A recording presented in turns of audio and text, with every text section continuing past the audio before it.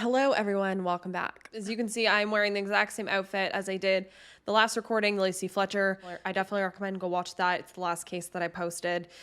But I'm wearing the same outfit because I'm filming it one after the other because this unfortunately is a shorter case and a case I wanted to really just get out there as fast as I can after the Lacey Fletcher case, because I am just shocked that this isn't a bigger case than it is. And again, I'm going to get through this really quick, which is why I just threw it at the end of recording my Lacey Fletcher case, because there's honestly not that much information on it, unfortunately, because this case is like a cold case now.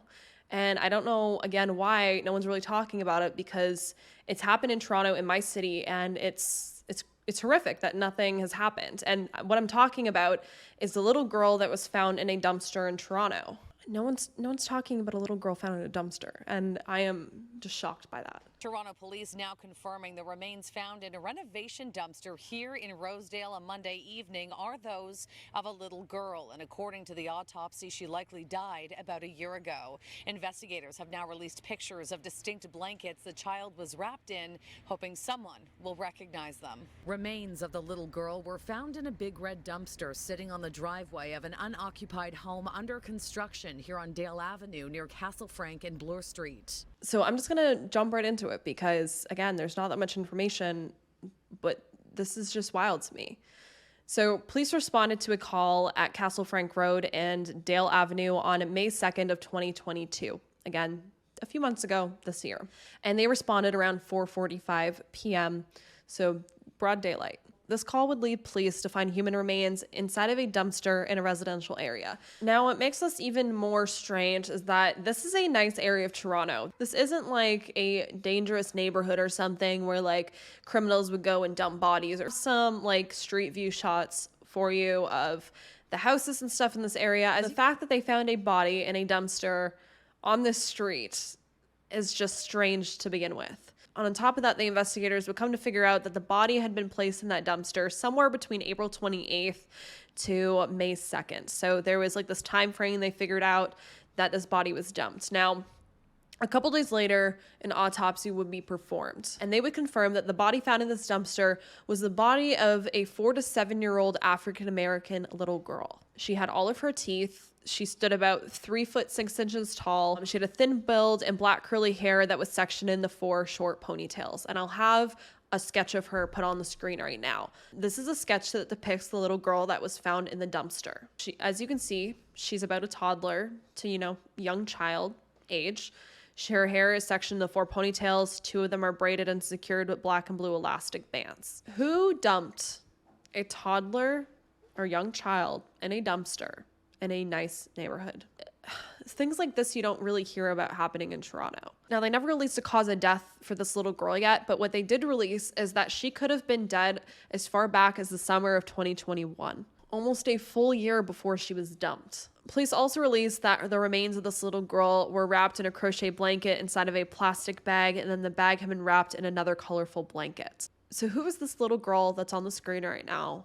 And why was she wrapped in blankets in a garbage bag and thrown in a dumpster like she was trash? And who are the monsters that are responsible for this? The Ontario Centre for Missing Persons and Unidentified Remains ran tests on the DNA of the little girl against thousands of missing children. And despite the agency's finding 58 potential matches, none of them were connected to this case, unfortunately, which led police and myself even to believe that this little girl possibly was never even reported missing, which would make sense if the killer didn't want anyone looking for her. Inspector Hank Insignia was quoted saying, "There is no evidence which links any of the 58 missing children to our case.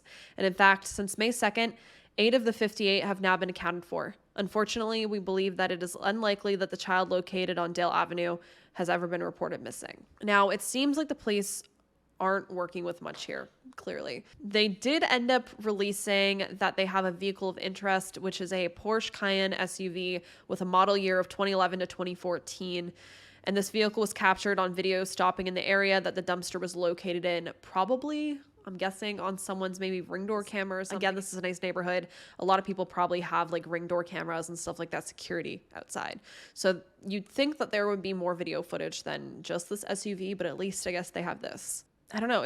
This case just gives me bad vibes all around. But that's pretty much all the information that there really is on this case of this little girl that was found in a dumpster. Now, I've seen people on like Reddit, and I've seen someone made a TikTok video about this as well a while back, and I've seen the comments on there. And I have seen two different theories that the community has. And again, these are not really my theories. These are theories that I've seen other people put out there.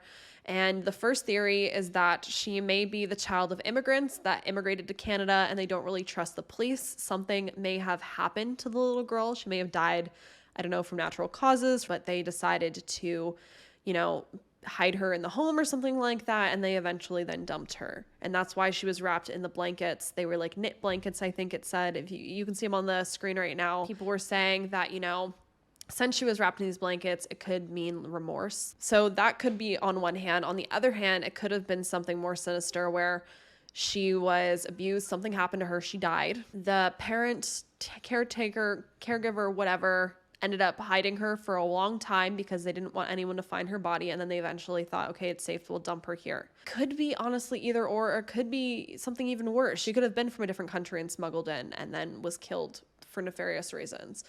The investigative mindset, as you know, is kids don't just die.